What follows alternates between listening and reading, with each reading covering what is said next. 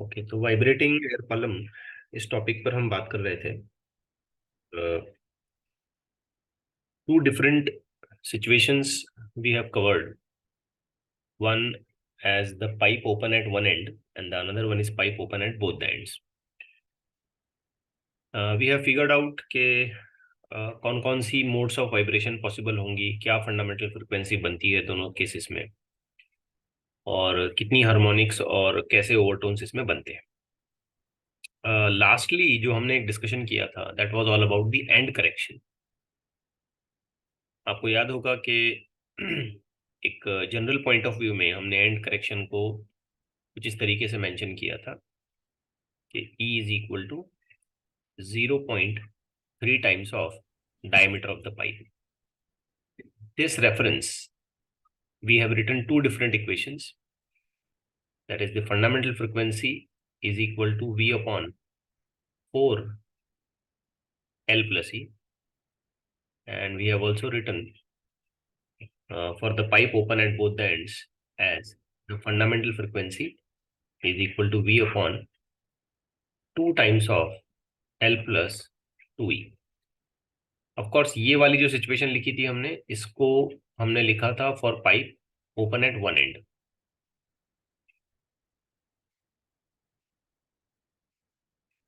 मैं करेक्ट? और ये जो दूसरी वाली सिचुएशन हमने लिखी थी, ये हमने लिखा था for pipe open at both ends. ठीक है, ओपन एट बोथ एंड्स। अब आज के लेक्चर में मैं आपको थोड़ा बहुत इस टॉपिक पर बात करूंगा कि एंड करेक्शन और कौन कौन से दूसरे मेथड से हम लोग कैलकुलेट कर सकते हैं, और एक छोटे से एक्सपेरिमेंट के बारे में भी हम लोग डिस्कशन करेंगे that is called as resonance tube experiment. In particular resonance tube experiment ही हम एंड करेक्शन के कैलकुलेशन के पॉइंट ऑफ व्यू से समझने की कोशिश करेंगे। Now let's try to understand end correction for a pipe which is open at one end. But हमने क्या किया, यहाँ पे एक सीधा सीधा पाइप ले लिया ऐसे।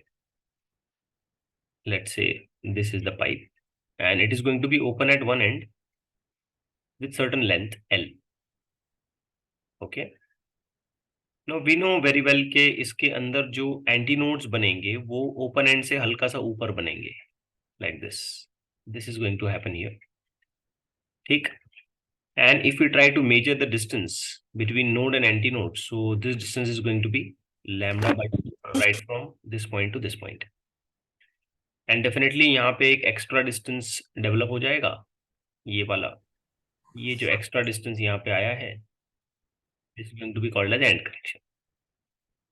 Let's say कि इस situation में इस particular length L1 के लिए फॉर एग्जाम्पल एक पर्टिकुलर फ्रीक्वेंसी डेवलप होती है, और उस फ्रीक्वेंसी को बच्चों हम लोग लिख सकते हैं N1 is equal to, I am not talking about any kind of overtone and harmonics, I am just talking about a certain frequency N1।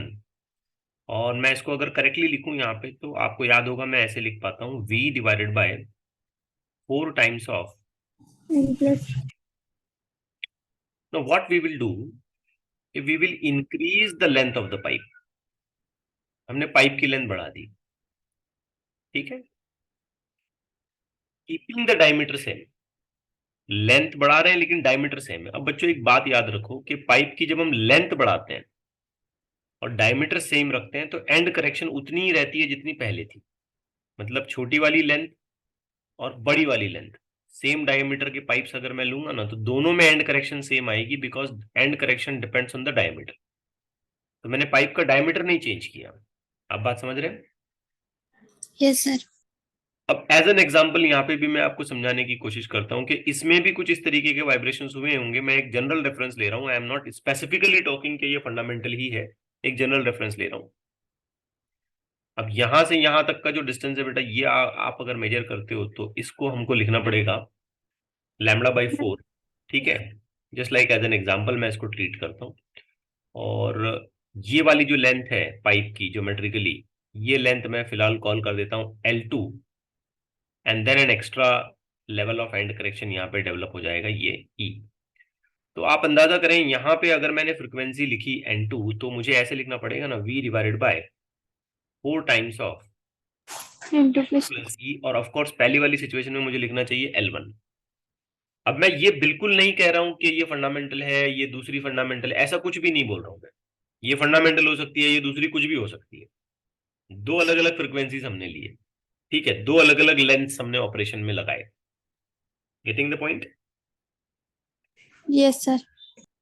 अब इसमें एक बात कॉमन है कि चाहे पाइप छोटी लेंथ का हो या बड़ी लेंथ का हो, जो वेलोसिटी ऑफ वेव अंदर डेवलप हो रही है वो तो Same. दोनों में सेम होगी, because same similar type of waves we are going to form in both the pipes. तो इक्वेशन बच्चों अगर हम रीअरेंज करते हैं ना, तो ये वाली इक्वेशन हम लोग ऐसे लिख सकते हैं, v is equal to 4 times of n1 L1 plus e, and we can write this particular equation as 4 times of n2 L2 plus. Now it requires a little solution here. थोड़ा सा हल्का सा सॉल्यूशन आप करते हैं तो काम खत्म हो जाता है। अब ये वाली इक्वेशन चाहे आप ले लें, ये वाली इक्वेशन चाहे आप ले लें, both corresponds to the same value of velocity, therefore you can just compare them. आप इनको Yes, कंपेयर, sir. तो बच्चों आप इनको जब कंपेयर करोगे, so this will become 4n1 L1 plus e is equal to 4n2 and then n2 plus e. From both the side, this factor of 4 is going to get cancelled. You may continue writing as n1 L1 plus n1e is equal to n2 N2 plus n2e. ठीक है, take the value of e on one side. So I will be getting n1e minus n2e is equal to n2 L2 minus n1 L1. I hope you are getting it right. Yes sir. आपने अगर e common लिया और बिल्कुल सीधी सी एक relation बना दी ना, तो आपको रिलेशन ये मिलेगा, n2 L2 minus n1 L1 divided by N1 minus N2. minus n2, and you are done with your equation. ये आपकी फाइनल इक्वेशन यहाँ पे बनती है। अब देखिए, इसमें एंड करेक्शन को हम डिटरमाइन कर पाते हैं, सीधे सीधे डिटरमाइन कर पाते हैं। हमें क्या चाहिए, तो दो अलग अलग lengths of the same pipe, ठीक है, this is important, the pipe is not going to change, only the length of the pipe is going to change, the diameter is going to be same.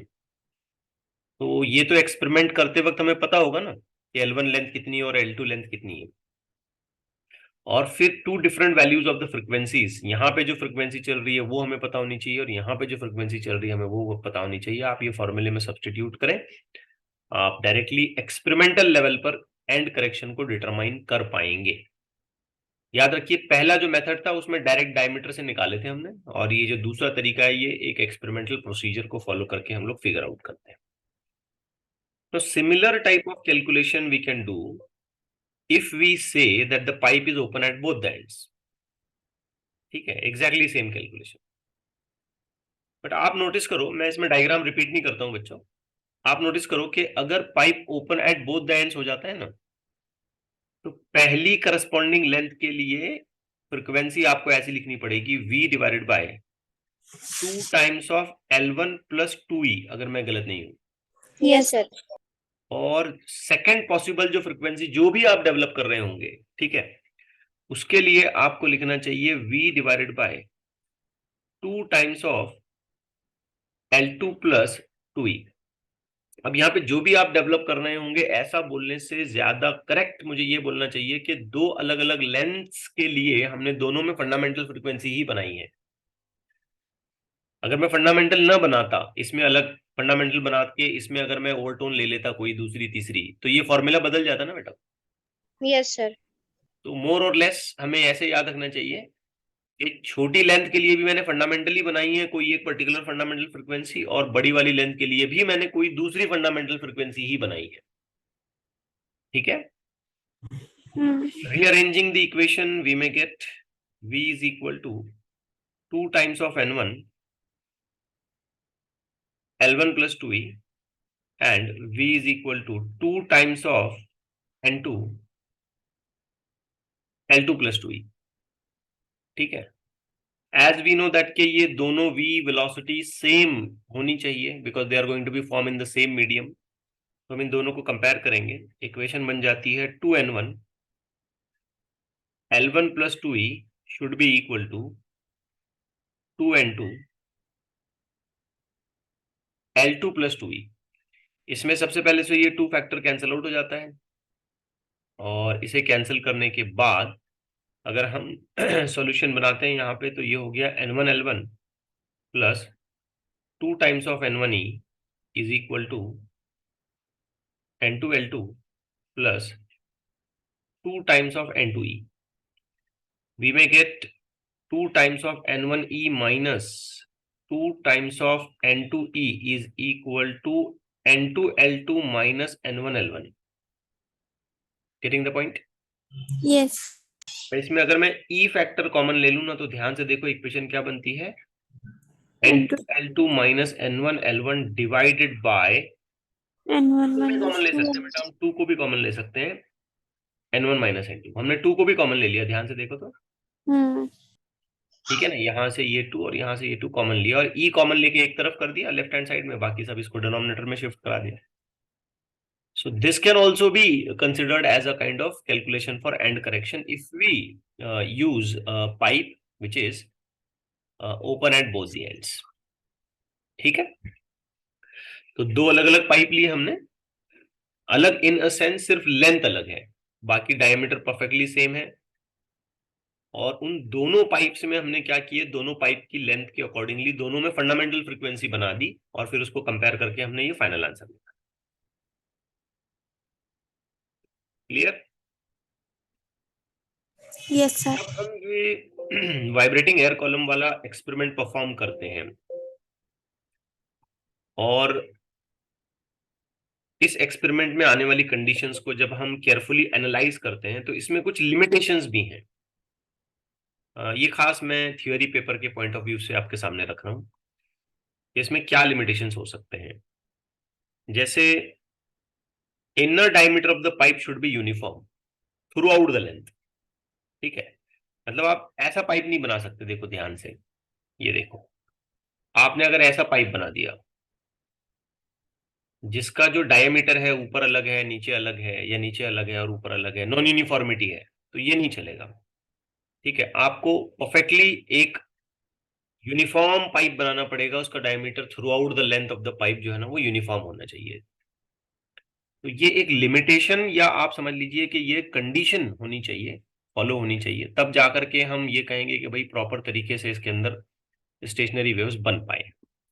दूसरा, ये जितना भी experimental calculation कहिए या theoretical calculation जो हमने किया, और फंडामेंटल और हायर हार्मोनिक्स को सर्च करने की कोशिश की, ओवरटोन को फाइंड आउट करने की कोशिश की, उसमें हमने टेम्परेचर के इफेक्ट को पूरी तरीके से निग्लेक्ट किया है. ओके, क्यों? क्योंकि अगर टेम्परेचर अफेक्ट करता है ना, तो बेसिकली टेम्परेचर के इफेक्ट से वेलोसिटी चेंज हो जाती है. तो हम ये पूरे प्रोसीजर में ये मान के चल रहे हैं यहाँ पे कि वेलोसिटी कांस्टेंट है, और कांस्टेंट वेलोसिटी के लिए हमने टेम्परेचर के किसी किस्म के इफेक्ट को यहाँ पे कंसिडर नहीं किया है. ठीक है. तीसरा, हमें ये भी याद रखना चाहिए कि जब हम इस तरीके से पाइप के ऊपर वेव्स बना रहे हैं या पाइप के अंदर वेव्स बना रहे हैं, तो यहाँ ऊपर एयर का अगर फ्लो होता है तो ये सब कुछ डिस्टर्ब कर देगा, खास करके ये एंटीनोड को डिस्टर्ब करेगा जो ऊपर के साइड में बन रहा है. तो हमने कहीं भी एयर के रेजिस्टेंस को, एयर के फ्लो को यहाँ पे कंसिडर नहीं किया, हमने रादर उसको नेग्लेक्ट किया है. और प्रिकॉशन हमें यहाँ पे ये लेना है कि जब हम इस पाइप के ऊपर ट्यूनिंग फोर्क को होल्ड करेंगे, तो वो ट्यूनिंग फोर्क बिल्कुल बढ़िया तरीके से ऐसे हॉरिजॉन्टली इस पाइप के ओपन एंड के ऊपर होल्ड किया जाना चाहिए, ताकि जो भी वाइब्रेशंस इसके अंदर बने वो सीधे सीधे पाइप की पूरी लेंथ या एंड तक ट्रैवल कर पाए. ठीक है, तो ये कुछ लिमिटेशंस हैं, या कह लीजिए कि कुछ प्रिकॉशंस हैं जो हमें वाइब्रेटिंग एयर कॉलम के लिए लेने पड़ेंगे. अब एक एक्सपेरिमेंट इस पूरे सिचुएशन को एक्सप्लेन करता हुआ हमारे लैब कोर्स में भी है, और थियोरी के अंदर इसमें बहुत सारे क्वेश्चंस भी आते हैं. तो उस एक्सपेरिमेंट पर मैं हल्का सा एक इंट्रोडक्शन आपको दे देता हूं, और इसमें मेरा इंटरेस्ट ज्यादातर ये रहेगा कि मैं आपको ये समझाऊं कि इसमें एक्चुअल में एंड करेक्शन का कैलकुलेशन कैसे होता है, जो कि बहुत इंपॉर्टेंट है. बच्चों, इस एक्सपेरिमेंट का नाम है रेजोनेंस ट्यूब एक्सपेरिमेंट. ठीक है, इसको जरा ध्यान से देखिए, इसका एक्सपेरिमेंटल सेटअप किस तरीके से है. So this is somewhat you may say a kind of experimental setup. कुछ इस तरीके से यहाँ पर इसका एक्सपेरिमेंटल सेटअप है. ऐसे देखा जाए तो काफी कॉम्प्लिकेटेड दिख रहा है, बट अपीयरेंस में, ये लैब में जब हम देखेंगे इसको तो ये काफी सिंपल है। ये बाकी सारी चीजें यहां से हटा दो। बेसिकली ये जो पाइप है ना, ये पाइप हमारे लिए काम का है। ठीक है, अब इस पाइप के अंदर हमने वाटर भरा है, पानी भरते हैं हम, और टेम्परेचर और स्केल वगैरह इसको मेजर करने के लिए साइड में कुछ एसेसरीज के तौर पर कुछ और चीजें होती हैं, लेकिन इन चीजों की कोई खास जरूरत नहीं है। मेनली हम ऐसे सोचेंगे कि हमारे पास एक पाइप है, लाइक दिस, ऐसा एक पाइप है, और इस पाइप को हम ऐसे एक दूसरे टैप से ज्वाइन कर सकते हैं। ठीक है, लाइक दिस, और इसके अंदर ना हम वाटर भर देंगे। ये मान लीजिए मैंने इसके अंदर ऐसे पूरा फुल लेंथ पानी भर दिया। ठीक है, अब आप बोलेंगे सर इसमें आपने पानी भर दिया तो फिर बचा ही क्या, बात करने की क्या जरूरत है, लेंथ ऑफ एयर कॉलम तो है ही नहीं इसके अंदर, है ना, फुल पानी भरा। तो इसमें लॉजिक ये होता है कि यहां पर हम एक टैप का इस्तेमाल करते हैं, और जितनी लेंथ ऑफ एयर कॉलम हमको चाहिए उतना पानी हम इसमें से खाली करते हैं। जैसे ये टैप ऑन किया आपने तो ये यहाँ से पानी नीचे गिर जाएगा, ठीक है, या किसी दूसरे कंटेनर में चला जाएगा मान लो। तो जितना पानी यहाँ से खाली होगा, क्या ऊपर उतनी ही length of vibrating air column हमको मिलेगी? Yes. तो हम एडजस्ट करते हैं length by removing the water from it. इसमें से पानी निकाल निकाल के जितनी लेंथ हमको चाहिए, जितना एक्सपेक्टेड चाहिए, या एक्सपेरिमेंटल कंडीशन में जो सूटेबल लेंथ है उसको हम ऑब्टेन कर सकते हैं। और ऑब्वियस बात है, इसके ऊपर हम लोग एक ऐसा ट्यूनिंग फोर्क होल्ड करते हैं, लाइक दिस, और कुछ वाटर मान लीजिए इसके अंदर हमने यहां से खाली किया। अब जितना पानी इसमें से खाली हो गया उतनी लेंथ ऑफ एयर कॉलम हमको यूज करने के लिए मिली। अब आप बच्चों अगर बहुत ध्यान से देखेंगे तो ये पाइप का ये वाला एंड ओपन माना जाएगा और ये वाला एंड क्लोज माना जाएगा, क्योंकि यहाँ पे वाटर है। तो रेजोनेंस ट्यूब जो एक्सपेरिमेंट है वो एज गुड एज कौन से टाइप का अरेंजमेंट है, pipe open at both the ends या pipe open at one end? At one end. Pipe open at one end, keep this point in mind. अब इसमें वाइब्रेशंस हम क्रिएट करते हैं, वो वाइब्रेशंस क्या होंगे, तो वो नीचे की तरफ ऐसे ट्रैवल करेंगे। नीचे ट्रैवल करते करते करते क्या होगा, यहां से ये रिफ्लेक्ट होकर के ऊपर आएंगे। एक प्रॉपर और सुटेबल लेंथ पर इसके अंदर एक particular mode of vibration create हो जाएगा। अगर वो मोड ऑफ वाइब्रेशन की फ्रिक्वेंसी और इस ट्यूनिंग फॉर्क की फ्रिक्वेंसी सेम हो गई, मैच हो गई, इक्वल हो गई, तो इसे हम कॉल करते हैं यूनिसॉन। तो इसी प्रॉपर्टी को क्या कहते हैं बेटा? Resonance. रेजोनेंस। और रेजोनेंस का जो रिजल्ट होता है, जो आउटकम होता है, हम जानते हैं वो एक लार्ज एम्पलीट्यूड के फॉर्म में हमको मिलता है। तो यहाँ पे हमें एक जोर की आवाज आएगी, ठीक है, इतनी जोर की कि हम उसको सुन पाए। एक्चुअली अगर ट्यूनिंग फॉर्क को मैं ऐसे वाइब्रेट करता हूं ना तो मैं उसे सुन नहीं पाऊंगा जब तक मैं ट्यूनिंग फॉर्क को एकदम अपने कान के नजदीक ले जाऊं। लेकिन अगर रेजोनेंस होता है तो जो ट्यूनिंग फॉर्क की आवाज हमें सुनाई नहीं दे रही है, वो रेजोनेंस होने की वजह से वो हम सुन पाएंगे। लाउडर एम्पलीट्यूड हमको मिलेगा, लार्ज एम्पलीट्यूड हमको मिलेगा, लाउडर साउंड हमको यहाँ पे मिलेगा। ठीक है, तो एक्सपेरिमेंट का ये कंफर्मेशन पॉइंट होगा कि आपने लेंथ सही एडजस्ट की। क्या कंफर्मेशन पॉइंट होगा कि we may be able to hear a loud sound, we may be able to hear the sound of tuning fork which otherwise we can't। बात समझ आ रही है बेटा? Yes, sir. अब इसको एडजस्ट करने के लिए हम क्या करेंगे, धीरे धीरे से इसके अंदर से पानी निकालते जाएंगे, निकालते जाएंगे। एक सूटेबल लेंथ जैसे ही आ जाती है, वी कैन से इस पे क्या होगा, Resonance. रेजोनेंस हो जाएगा। ट्यूनिंग फॉर्क की फ्रिक्वेंसी और पाइप की लेंथ की फ्रिक्वेंसी एग्जैक्टली मैच करेगी, और जो भी हमको मेजरमेंट्स करने होंगे,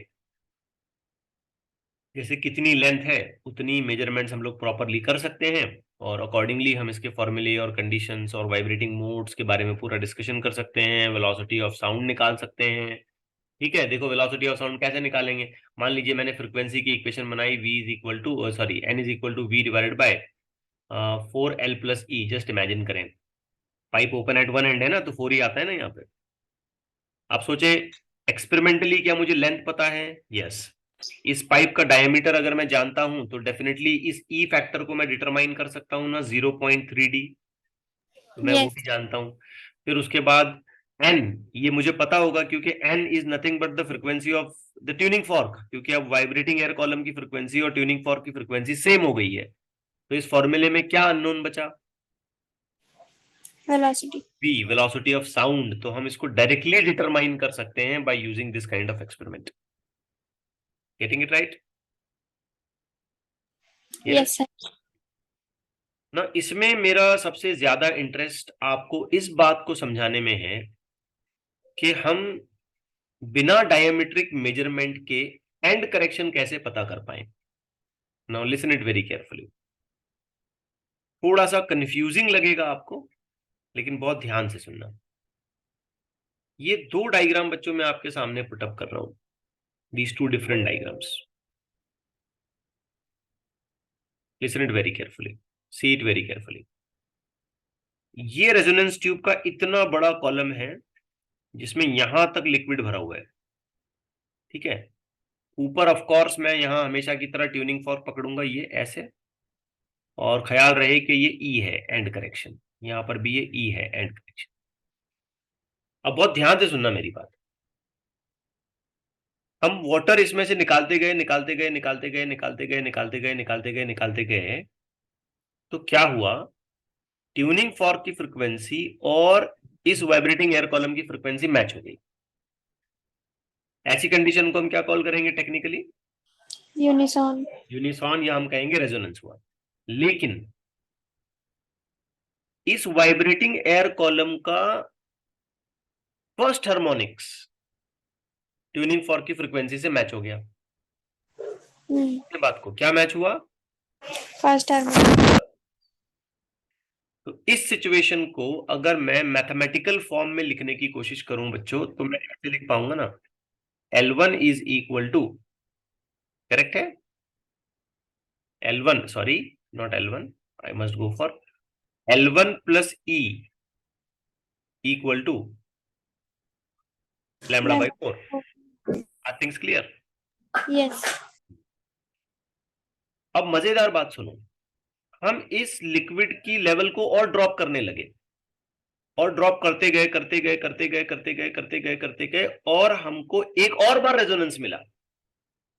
अब ये ताज्जुब वाली बात है, एक और बार रेजोनेंस कैसे मिल सकता है? क्योंकि अभी अभी तो फ्रीक्वेंसी मैच हुई थी, दोबारा कैसे मैच हुई, है ना? माइंड में हमारे ये क्वेश्चन आएगा ना कि दोबारा कैसे मैच हुई।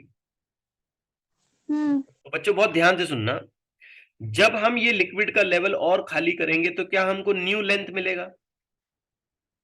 यस। है ना, लेंथ बढ़ गया। नए लेंथ में ऐसा हो सकता है कि higher order frequency tuning fork के साथ मैच करे, higher order value of frequency tuning fork के साथ मैच करे। मैं एक एग्जांपल आपको देता हूं। मान लेते हैं कि ट्यूनिंग फॉर्क की जो फ्रीक्वेंसी है कैपिटल एन, फॉर एग्जांपल वो 50 हर्ट्ज है, ठीक है। अब बेटा मेरे पास दो पाइप हैं, एक पाइप ऐसे मेरे पास छोटा वाला है, और एक पाइप मेरे पास ऐसे बड़ा वाला है। छोटा वाला जो पाइप है ना, उसकी फंडामेंटल फ्रीक्वेंसी 50 हर्ट्ज है, और बड़ा वाला जो पाइप है ना, उसकी फंडामेंटल फ्रीक्वेंसी 25 हर्ट्ज है, ठीक है। बड़ा वाला इन द सेंस लेंथ में ज्यादा। तो मुझे बताओ कि छोटे वाले पाइप की कौन सी फ्रीक्वेंसी ट्यूनिंग फॉर्क के साथ यूनिसॉन में आएगी? फंडामेंटल। वेरी गुड, शाबाश, बिल्कुल सही है। और बड़े वाले पाइप की, शायद मैं यहां डेटा थोड़ा सा करेक्ट कर दूं, थोड़ा सा बेटा डेटा करेक्ट कर दूं, 10 हर्ट्ज है, एग्जांपल लेता हूं 10 हर्ट्ज। तो बताओ बड़े वाले पाइप की कौन सी फ्रीक्वेंसी ट्यूनिंग फॉर्क के साथ यूनिसॉन में आएगी? फर्स्ट फर्स्ट ओवरटोन नहीं हो सकता। फर्स्ट ओवरटोन मतलब 3, सेकेंड ओवरटोन आएगी। बात को समझो, समझे बच्चों? इसमें 2n 3n 4n तो बनता, सॉरी 2n 4n 6n नहीं बनता है ना इसमें। इसमें क्या बनेगा पाइप में? n 3n 5n 7n, बराबर है, ठीक है।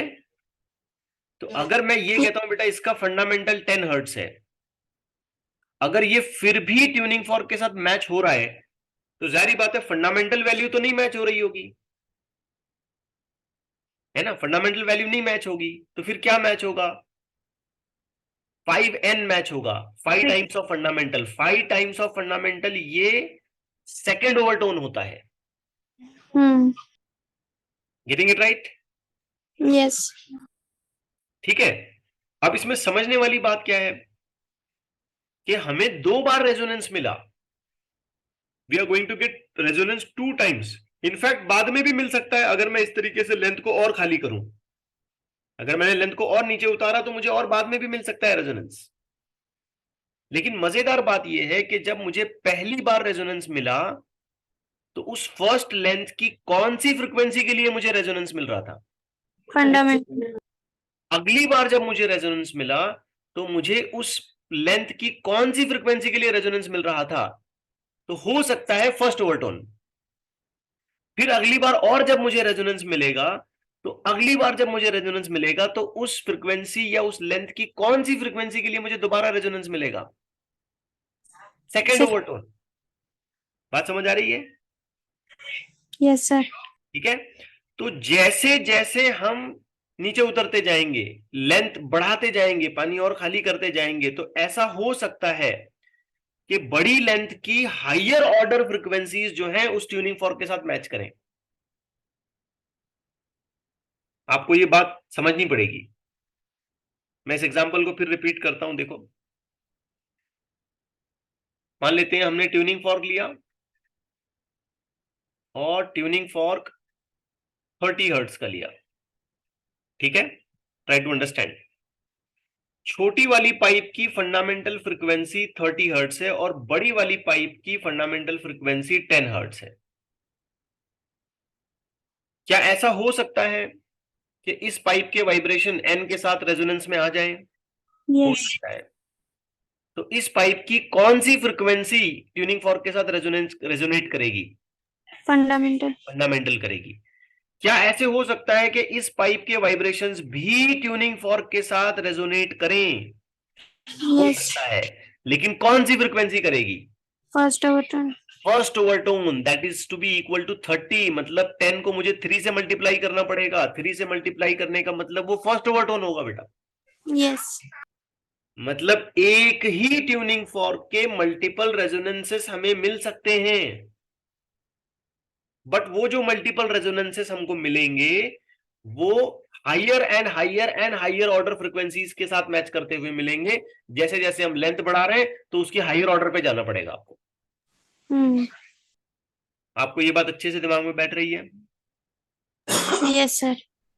अगर आप यहां इस सिचुएशन पर बहुत केयरफुली सोचते हैं तो सेकेंड सिचुएशन के लिए मुझे लिखना पड़ेगा L2 plus E is equal to, ध्यान से देखिए, 3 लैम्बडा बाई 4, अगर मैं गलत नहीं हूं तो।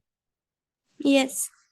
क्योंकि इस पॉइंट से लेके इस पॉइंट तक लैम्बडा बाई 2 हो जाएगा और फिर और आधा लैम्बडा, लैम्बडा बाई 4 सॉरी, तो lambda by 4 plus lambda by 2 अगर मैं करता हूं तो 3 लैम्बडा बाई 4 हो जाएगा।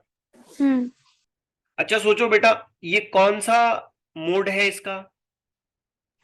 Open at one end. नहीं नहीं नहीं, मोड, मोड कौन सा मोड ऑफ वाइब्रेशन है? फर्स्ट ओवरटोन है, सेकंड ओवरटोन है, क्या है? First overtone. फर्स्ट ओवरटोन है, बिल्कुल सही बोल रहे हो, first overtone. Third harmonics.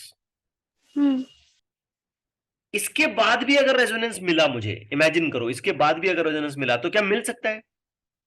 Yes. अगर मैं लेंथ और बड़ी करूं तो और एक बार मुझे रेजोनेंस मिल सकता है? Yes. मिल सकता है, लेकिन कौन से मोड के लिए मिलेगा? 5n, second overtone, fifth harmonics के लिए मिलेगा। समझने की कोशिश करें।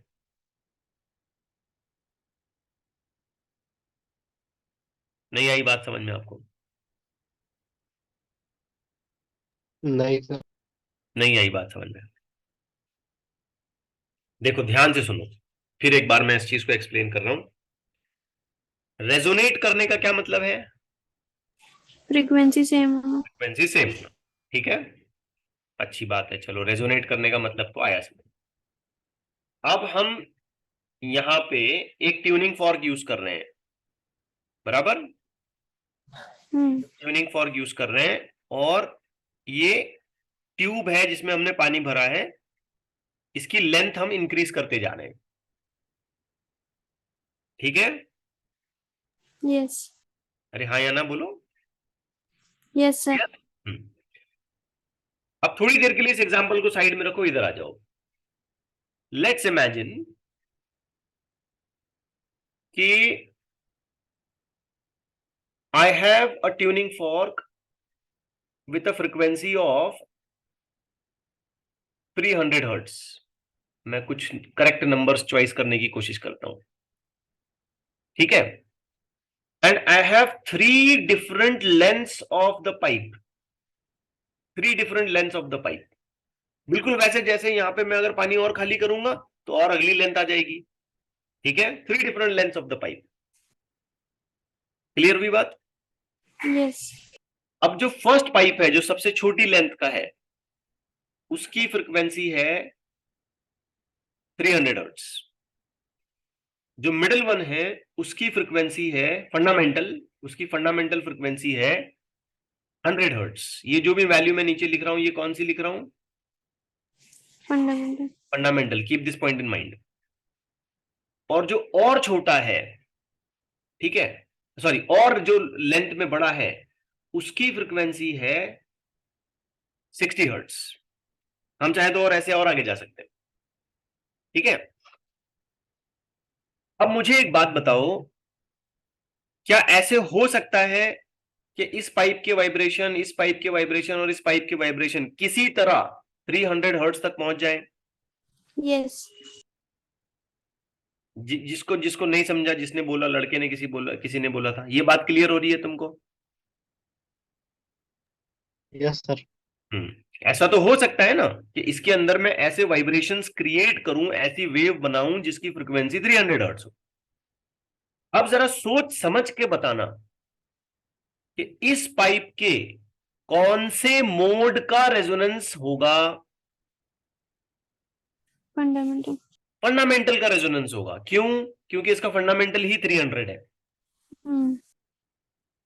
तो इस पाइप की लेंथ का फंडामेंटल फ्रीक्वेंसी का मोड रेजोनेट कर जाएगा। क्लियर हुई बात? Yes, sir. बॉयज, क्लियर हुई बात? Yes, sir. हम्म। Yes, sir. अब ध्यान से समझो, इस पाइप की फंडामेंटल कितनी है? 100. जल्दी जल्दी जवाब दो जरा। इस पाइप की फंडामेंटल कितनी है? 100 hertz. 100 है। क्या मैं इसे 300 तक पहुंचा सकता हूं? Yes. हाँ। अगर मैं फर्स्ट ओवरटोन लेता हूं, फर्स्ट ओवरटोन, इस लेंथ के लिए फर्स्ट ओवरटोन, तो उसकी फ्रीक्वेंसी वैल्यू क्या होगी? 300. 300। तो रेजोनेट कर गया। Yes. लेकिन ये बात याद रखने वाली है, समझने वाली है कि इसकी कौन से मोड का रेजोनेंस हुआ था? First overtone. फर्स्ट ओवरटोन का हुआ था, फंडामेंटल का नहीं हुआ था। बात समझ आ रही है? कंफर्म करें प्लीज। नहीं आई अभी भी समझ में? नहीं आई तो बोलो ना बेटा, नहीं आई तो मैं और एक्सप्लेनेशन देने की कोशिश करता हूं दूसरे तरीके से। क्या ये बात क्लियर नहीं हुई?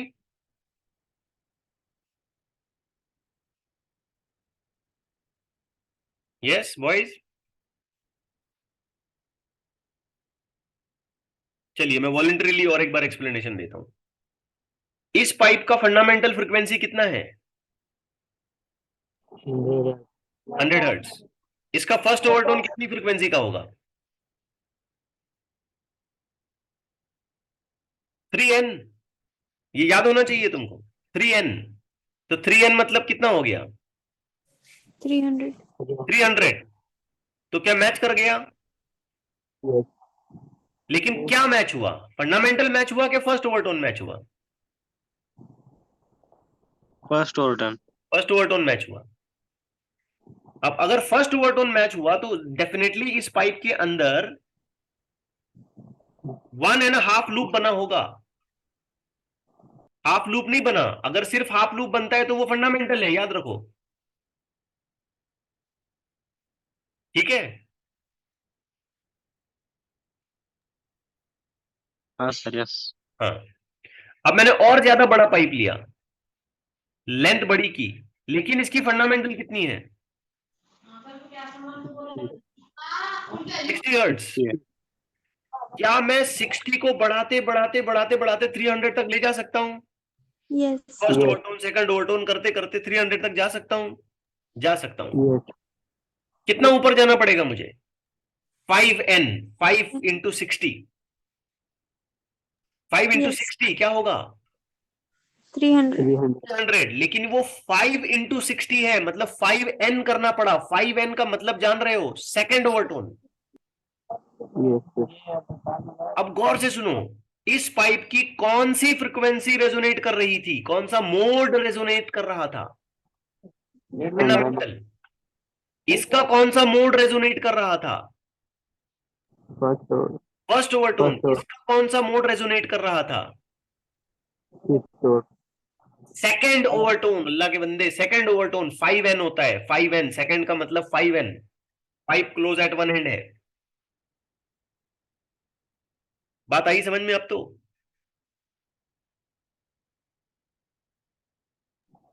Yes sir. ठीक है, मतलब एक ही ट्यूनिंग फोर्क के साथ हम अलग अलग लेंथ की अलग अलग ओवरटोन्स को मैच करा रहे हैं। क्लियर? Yes sir. ठीक है, अब सोचो कि अगर मैं ये कहता हूं कि इसकी लेंथ L1 है, इसकी लेंथ L2 है और इस वाले की लेंथ L3 है और एंड करेक्शन सेम है मान लो, तो मुझे ऐसे लिखना चाहिए, ध्यान से देखो, मुझे ऐसे लिखना चाहिए, L1 plus E is equal to lambda by 4, L2 plus E is equal to first overtone 3 lambda by 4. Lambda by 4, L3 plus E is equal to 5 lambda by 4. Lambda by 4। Clear हुई बात? Yes, sir. Hope अब तो दिमाग में जाना चाहिए। अब ये ऑन रिकॉर्ड मैं इतनी देर बोल रहा हूँ, ये यूट्यूब पे ऐसे ही रहेगा। बात समझ पाए? Yes, sir. अब इसको एक लाइन में समझने की कोशिश करो, in one line. In one line इसका क्या मतलब है? डिफरेंट लेंथ, डिफरेंट लेंथ्स है, different lengths, they are resonating with the same tuning fork. अलग अलग लेंथ है लेकिन उनका रेजोनेंस एक ही ट्यूनिंग फॉर्क से हो रहा है, बट विद द कंडीशन कि हर लेंथ का मोड ऑफ वाइब्रेशन अलग अलग है। आया समझ में? Yes, sir. हर लेंथ का मोड ऑफ वाइब्रेशन अलग अलग है। हर एक लेंथ अलग अलग होने के बावजूद फंडामेंटल में नहीं है। जो छोटी है वो फंडामेंटल में है, जो और बड़ी है वो फर्स्ट ओवरटोन में है, जो और बड़ी है Second overtone. सेकंड ओवरटोन में। क्या और रेजोनेंस हो सकता है आगे? Yes. यस, लेकिन कहां होगा जानते हो? 7 लैम्बडा बाई 4 पे होगा। Third Yes. ओवरटोन पे जाना पड़ेगा मुझे। ठीक है, Yes, sir. मतलब एक ही ट्यूनिंग फॉर्क के साथ मुझे बार बार रेजोनेंस मिलता जाएगा। Hmm. एक, अब ये पानी यहां तक भरा हुआ था, इमेजिन करो मैं खाली करने लग रहा हूं, खाली कर रहा हूं, खाली कर रहा हूं। जैसे जैसे मैं खाली कर रहा हूं क्या इसकी लेंथ बढ़ रही है? Yes. तो सबसे छोटी लेंथ पर जब पहली बार रेजोनेंस हुआ था तो किन दो चीजों का रेजोनेंस हुआ? ट्यूनिंग फॉर्क और Fundamental. Mental frequency of that small length. फिर मैंने पानी खाली किया, खाली किया, खाली किया, फिर एक बार रेजोनेंस हो गया, एक और बार रेजोनेंस हो गया वहां पे, लेकिन किन दो चीजों का रेजोनेंस हुआ? First overtone or हाँ, उस बड़ी वाली लेंथ का फर्स्ट ओवरटोन और ट्यूनिंग फॉर्क। फिर मैंने और पानी खाली किया, खाली किया, खाली किया, खाली किया, लेंथ और बढ़ती गई, बढ़ती गई, बढ़ती गई, बढ़ती गई, तो फिर एक और बार रेजोनेंस हुआ, लेकिन किन दो चीजों का रेजोनेंस हुआ? second overtone or tuning second overtone of that long length and tuning fork. और ऐसा मुझे पता नहीं 4-5 बार, 6 बार, 10 बार, कितनी बार रेजोनेंस मिलता जाए, जब तक ये पूरी लेंथ मैं खाली ना कर दूं तब तक मुझे बहुत बार रेजोनेंस मिलेगा, बहुत बार फ्रीक्वेंसी मैच होगी। लेकिन बहुत बार फ्रीक्वेंसी का मैच होना हर बार फंडामेंटल के लिए नहीं हो रहा है। पहली बार फंडामेंटल के लिए हुआ, दूसरी बार फर्स्ट ओवरटोन के लिए हुआ, तीसरी बार सेकंड ओवरटोन के लिए हुआ, चौथी बार और आगे और आगे और आगे। Hmm. बात जा रही है दिमाग में? Yes, sir. Clear? Yes. Confirm it please. मैंने बहुत ज्यादा Yes, बात sir. कर दिया वैसे इस पे। यस, यस और नो? Clear Yes. हुआ? Yes, sir. Okay, I hope so, सच बोल रहे हैं। अच्छा, ये इक्वेशंस क्लियर होंगी अभी? Yes. अगर इसके बाद और लिखना है मुझे, समझो, तो क्या लिखना चाहिए? L3 plus E is equal to 5 lambda by 4. Pi lambda by 4 लिखना पड़ेगा। अगर और एक बार रेजोनेंस हो गया तो क्या लिखना पड़ेगा? 7 lambda by 4. 7 lambda by 4, but it will be L4 by E and so on. Hmm. I hope you're getting it right. Yes. ठीक है? Yes or no? Yes, sir. अब इसमें कुछ छोटे और सिंपल से कैलकुलेशन हमको डेवलप करने हैं। ये जो दो कंडीशंस हमको मिल गई ना, इन दोनों को आप क्या करो, सब्सट्रैक्ट कर दो। Just do a kind of subtraction. इन दोनों का सब्सट्रैक्शन करते हैं। L2 plus E minus L1 plus E is equal to 3 lambda by 4 minus lambda by 4। ठीक है, सॉल्यूशन बनाओगे तो ये हो गया L2 minus L1 is equal to Lambda by 2. Lambda by 2, if I'm not wrong, Yes. which simply means lambda is equal to 2 times of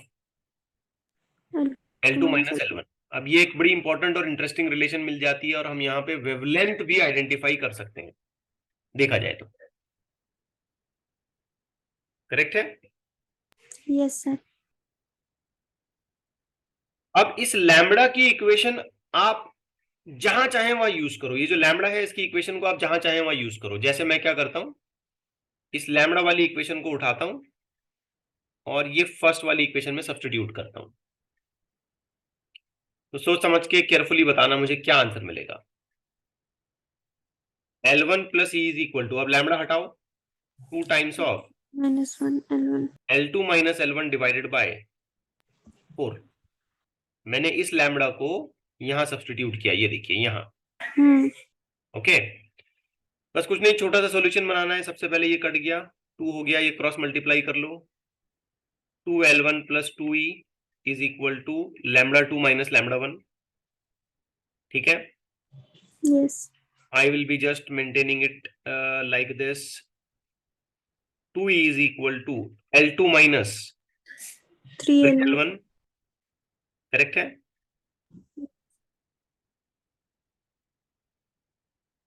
कुछ mistake हो रहा है? हाँ, नहीं, सही जा रहे हैं। Final answer E is equal to L2 minus L2 minus 3L1 divided by 2. 2। ये हो गया अपना फाइनल आंसर। इसमें समझने वाली बात है, L1 क्या है? Length when the first resonance occurs. Hmm. Length when the first resonance occurs. Try to understand this. And what is L2? Length when second resonance. Length when the second resonance occurs. ठीक है, मैं देखता हूं एक कोई question मुझे अगर directly यहां पे मिल जाता है तो आपको ये हेल्प करेगा जल्दी से चीजों को समझने के लिए।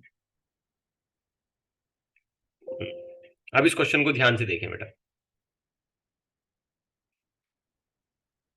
टफ नहीं है ये, मतलब मे बी मैं एक्सप्लेन कर पाया आपको ठीक से। Length of an air column for the fundamental mode in resonance tube is 16 centimetre. पहली बार रेजोनेंस हुआ, कितनी लेंथ थी? 16 centimeter. 16 सेंटीमीटर। तो हम इसे क्लेम करेंगे L1। And that for second resonance. Second resonance का क्या मतलब है मुझे बताओ तो, जरा माइक ऑन करो अपना और ठीक से बताना। सेकेंड रेजोनेंस का क्या मतलब है? First or two. लेंथ बढ़ाते जाएंगे, एक और बार रेजोनेंस होगा, एक और बार लाउड साउंड सुनाई देगा, एक और बार फ्रीक्वेंसी मैच करेगी। लेकिन जब दूसरी बार रेजोनेंस होगा तो वो रेजोनेंस फंडामेंटल फ्रीक्वेंसी के साथ ना होते हुए किसके साथ होगा? First overtone. फर्स्ट ओवरटोन के साथ होगा। और फर्स्ट ओवरटोन किसका? पहली वाली लेंथ का नहीं, दूसरी वाली लेंथ का फर्स्ट ओवरटोन। Hmm. जैसे देखो, ये लेंथ छोटी है, इसका फंडामेंटल कितना है? 300. 300। ये वाली लेंथ थोड़ी बड़ी है, इसका फंडामेंटल कितना है? 100. 100। इस छोटी लेंथ के कौन से मोड का रेजोनेंस होगा? फंडामेंटल। फंडामेंटल डायरेक्टली मैच हो गया। अब इस लेंथ में आप मुझे बताओ, रेजोनेंस के बारे में बाद में फिक्र करते हैं, आप मुझे बताओ फंडामेंटल कितना है? 100। 100। फर्स्ट ओवरटोन कितना है? 300। 300। सेकंड ओवरटोन कितना है? 500। 500। तो कौन मैच हुआ? First overtone. First overtone match हो गया। इस लेंथ का फर्स्ट ओवरटोन, इसका नहीं, दूसरी वाली का फर्स्ट ओवरटोन। बात समझ आई?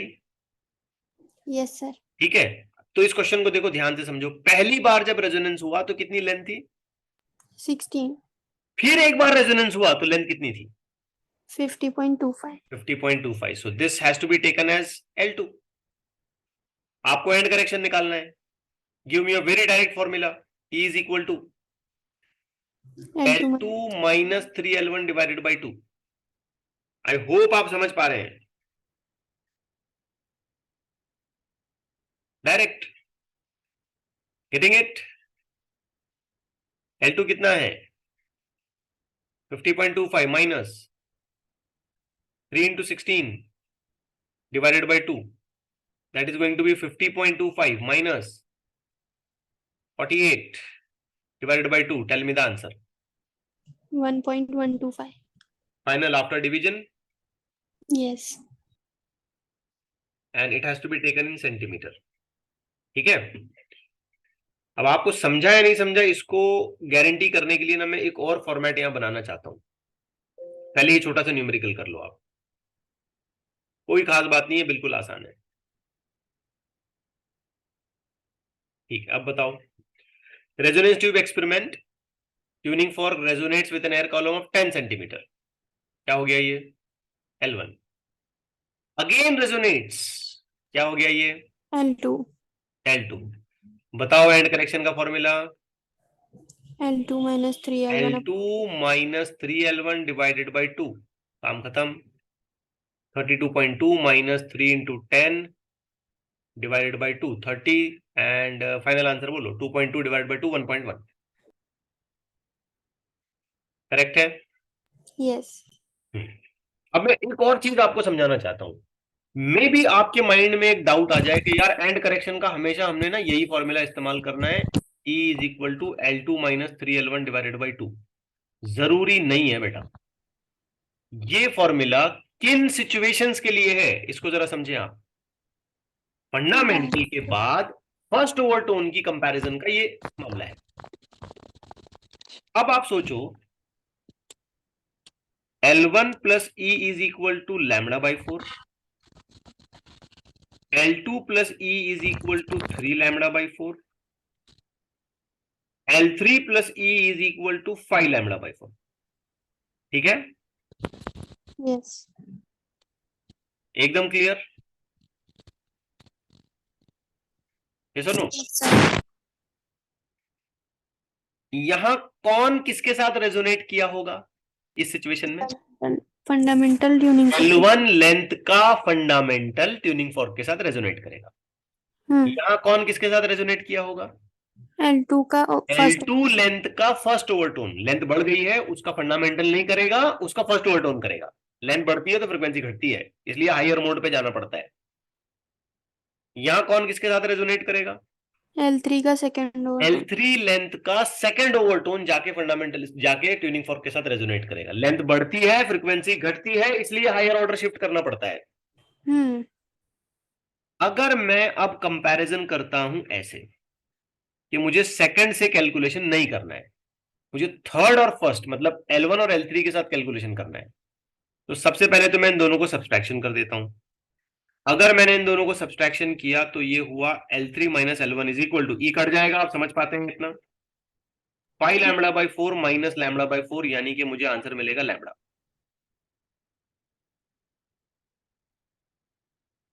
देखो, yes. 5 lambda by 4 minus lambda by 4, तो आंसर लैम्बडा आएगा। क्या मेरी बात क्लियर है? Yes sir. अब इस लैम्बडा वैल्यू को उठा करके आप यहां सब्स्टिट्यूट करें, और इस वाली इक्वेशन को दोबारा लिख रहा हूं। L1 plus E is equal to L3 minus L1 divided by 4। क्या कहते हो? Yes. 4L1 plus 4E is equal to L3 minus L1। L1 उधर गया, 4E is equal to L3 minus 5L1।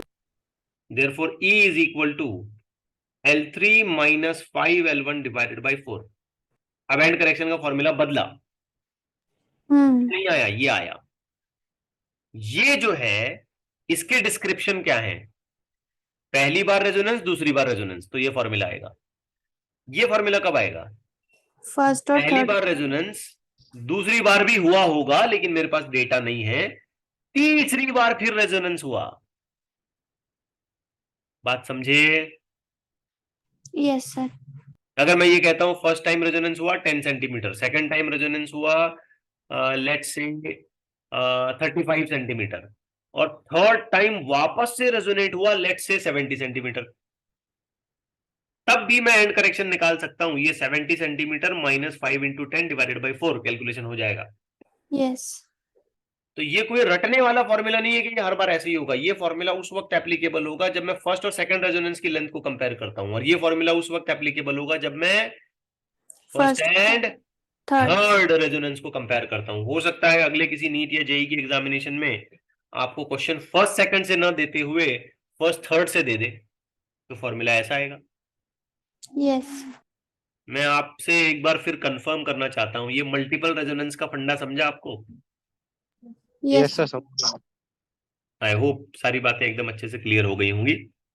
अब इसके इलस्ट्रेशंस हैं, उसमें से मैंने 2 क्वेश्चन तो यहाँ साथ में ले लिया आपको, कुछ एक और देखता हूं अगर ऐसा ही सिमिलर मिला तो।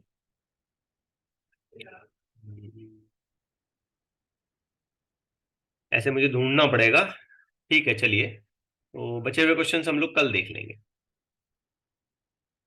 ठीक है?